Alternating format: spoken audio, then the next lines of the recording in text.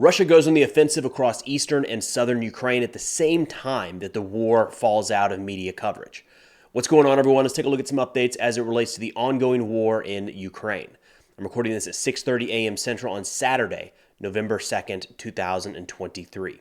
Starting with battlefield updates, for the most part, the momentum has shifted in favor of Russia over the past 2 months or so, following the culmination of Ukraine's offensive.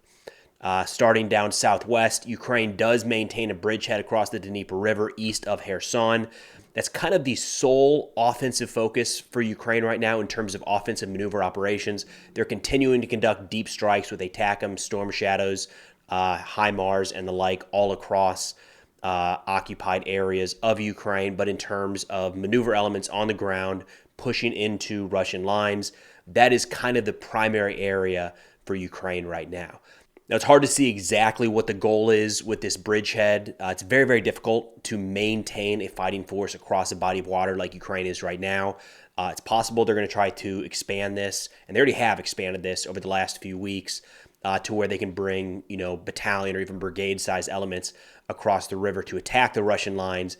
But remember, this is the same area a little over a year ago where Russia abandoned their foothold on the west side of the Dnieper for that very reason. It's just very, very difficult to supply and maintain a fighting force across a body of water like that.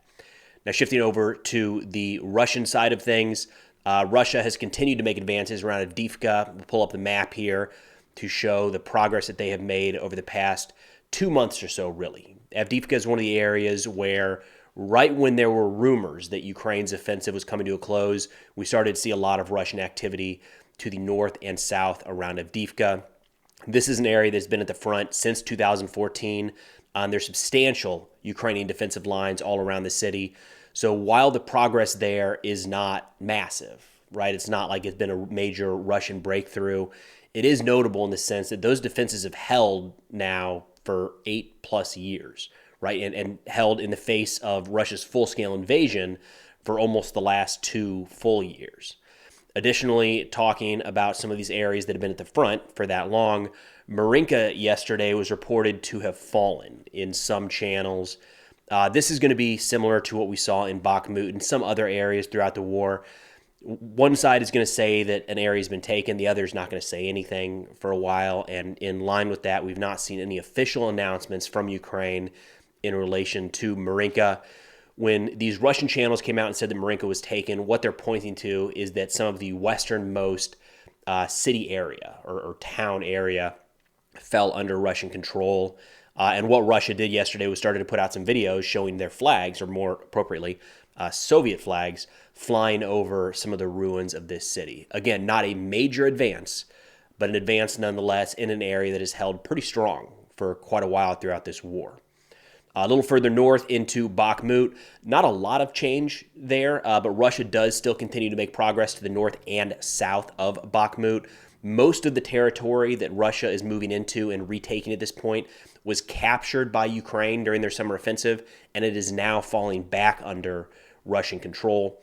And then further north in Termy, which is to the east, or eastern Ukraine, Russia is again on the advance towards Liman. Again, just like all these other areas, it's not a massive breakthrough, but it is a push forward.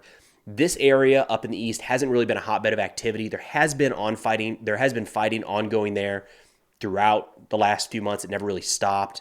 There were rumors this summer that this could be the general location of a significant Russian offensive, but nothing really materialized there.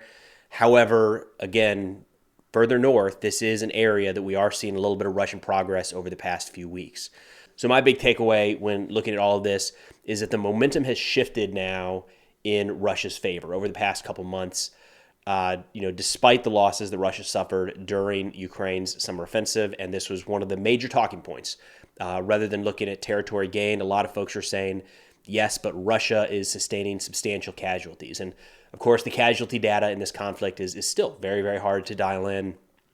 But whatever those numbers might have been, it does look like, just based off of Russia's actions at multiple areas of the front over the past few weeks, they have maintained enough combat power to be able to go on the offensive in multiple areas simultaneously. So I added some poll questions here on YouTube that we'll go over in a video here in a couple days. They're on the community tab and on my channel. I'll throw up some screenshots here as to how to get there. I had some people mention recently when I was talking about some of these polls, they never see them. They never pop up on their feed. So thought it was worth mentioning. Get over there, make your voice heard. We'll talk about them soon. So President Zelensky mentioned that there is a concern that too much focus might be going towards the Middle East and people are going to forget about the war in Ukraine.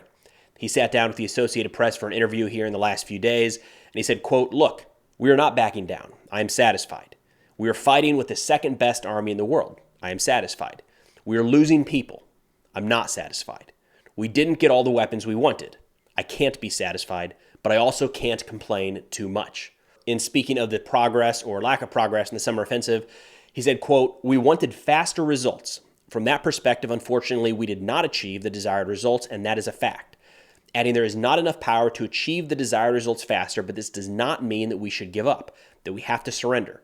We are confident in our actions. We fight for what is ours. Now, quick note on the summer offensive. Again, we don't actually know what the goals were, the in-state goals were for Ukraine. So very hard to say exactly what was not achieved that were, in hopes of being achieved. I'd say at the very least, Tokmak was probably a goal, liberating Tokmak and using that as a jumping off point towards actions further in Crimea. On the one hand, Ukraine would say that every square inch of territory liberated is a success, and I can understand that. But in terms of the quantity of men and equipment and energy put into that offensive, but I think it's safe to say at this point that at the very least, not reaching Tokmak and to see an ongoing fight for that area right now, it means that the overall goals of that offensive were certainly not met. Continuing on with Zelensky, in terms of losing focus on Ukraine, he said, quote, "We already can see the consequences of the international community shifting their attention because of the tragedy in the Middle East," adding that Ukrainians understand that, quote, "We also need to fight for attention for the full-scale war. We must not allow people to forget about the war here." This has been arguably the biggest challenge for Ukraine since this war kicked off. They are so heavily dependent on Western military equipment and aid to continue fighting this war that when the attention shifts or when countries decide they no longer want to be involved in this war in any way, shape, or form, Ukraine loses the ability to fully withstand the might of the Russian military. That doesn't mean that Ukraine would fold tomorrow. If all international aid were to stop on a dime right now, no more aid to Ukraine, the country would not fall tomorrow. They still have a sizable, very capable military, and it's hard to imagine much of that country at this point saying, fine, we'll just live under Russian rule. They at the very least have to imagine that there would be a sizable counterinsurgency type operation all across the country, and that would inflict pretty significant losses on Russian occupying forces. But, to the level that we've seen at this point, think about what would fall off, right? The long-range precision munitions, the ability to operate aircraft, the artillery ammunition to a degree, the armored and tracked vehicles, the tanks, armored personnel carriers, all of that stuff starts to fade away in the war. Again, in the hypothetical situation where aid stops, Ukraine becomes an entirely different war in so many ways. So it's understandable for Zelensky and for the Ukrainian people to be very, very concerned about the attention shifting from the international community. And speaking to aid to Ukraine, NATO chief Stoltenberg reportedly met with some members of the alliance this week to urge them to stay the course in Ukraine. This came amidst the U.S.'s $61 billion aid package to Ukraine being held up by Congress, while a $50 billion aid package from the European Union is currently being held up by Hungary. In speaking to the delay, Stoltenberg said, quote, "I'm confident that the United States will continue to provide support because it is in the security interest of the United States to do so, and it's also in line with what we have agreed. Even though the front line has not moved so much, the Ukrainians have been able to inflict heavy losses on the Russian forces." And what folks are hinting at here in terms of this slowing support is war fatigue, a term that's come about for a while now. It's nothing new. People were talking about this at the first year anniversary of this war. But, we're entering the 21st month of this war with no real end in sight. There's only vague rumors of any sort of negotiations ever happening. And when we look at the battlefield, it's very hard to see. Even right now, as Russian forces continue to make progress in certain areas of the front, it's hard to look at that and say, this is going to wrap up in any way, shape, or form. And one side is going to have the clear military advantage to the point where the other side wants to negotiate a surrender anytime in the coming weeks, months, or even years. Something has to change that we haven't seen so far to date. So you may have noticed that Ukraine has kind of fallen out of the news cycle as of late, which is crazy because that war is still very much raging every single day with casualties stacking up on both sides. And the end, how this thing wraps up, is far from certain. But it's just not the top news. It's not getting the attention that it was really at any point in this conflict. I got a couple examples that I'll point to here. Now, I imagine some people will watch this and say, what are you talking about? I see Ukraine stuff all the time. Yeah, if you've tailored your media, so do I. If you tailored your media consumption to really be dialed in on this conflict or others, it's going to be the top of your feed. It's going to be the stories that all these different aggregators or websites show you because that's what you're interested in. But if you're looking at just kind of the general consumer out there, the general consumer of the news, a random person in the population, they're not seeing anywhere near the volume of coverage of Ukraine right now than they have just even a few months ago. And I'm going to dive in as some examples to a couple sites, a couple resources that I've used consistently throughout this war as a couple examples of what I've seen. So the first one here, and for what I'm going to pick on these guys, but they're both solid and 100% recommend checking them out, subscribing, all those things to War on the Rocks and the Royal United Services Institute. So I'm going to pull up the War on the Rocks website here. Right at the top, they've got one of their headers, kind of one of the only focus areas is the Russo-Ukrainian War. Other than that, it's about sign in and become a member. So it appears right at the top that this is a primary focus. And it has been since the full-scale invasion kicked off. They're just constantly pushing out content on the war. But when you go through this website, their main page here at least, it's nothing, man. Nothing. I think if you get down here towards the bottom, there's one called Moscow's Search for Foreign Recruits Reveals Its Growing Desperation. And that's it. Across all of War on the Rocks, in terms of their main page, right? Like, so they're not stopping coverage; they're just shifting coverage to a lot of other things. There's not even a ton on this front page if you look at it about Israel per se. There's a little bit, but they're just covering other topics. And then to get to the Royal United Services Institute, again, I hate to feel like I'm picking on these guys because they're both solid resources.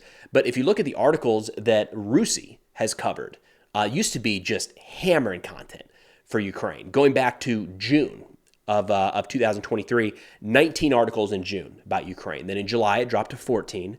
In August, it fell to 8. It's still quite a bit. September and October, it was 7.